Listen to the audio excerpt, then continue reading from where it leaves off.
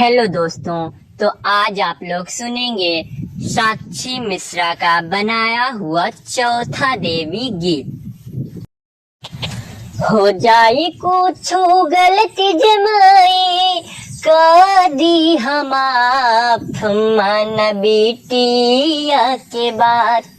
हो जाई कुछ गलती जमाई कदी हम आप मन बेटिया के बात। दोबर पातर पियवा कारा ताड़े बरतिया भूखा ताड़े नवरात। ए माई हो दुबर पातर पियवा मोर करेले बरतिया भूखा ताड़े नवरात। हो अब ही तो पियवा के नाजुक उमरिया ओही जो में बाड़े दुबर पातर शरीरिया।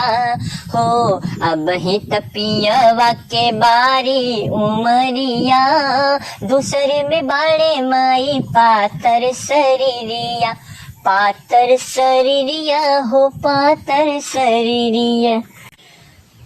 कुछो जे भूल जाई पियवा माई होई हजनी नाराज मान बेटिया के बात। कुछो जे भूल जाई पियवा माई होई हजनी नाराज मान बेटिया के बात। दुबर पातर पियवा करे तोहरो बरतिया भूखा ताड़े नवरा। नाजुक शरीरिया करे तोहरो बारात माना बेटी।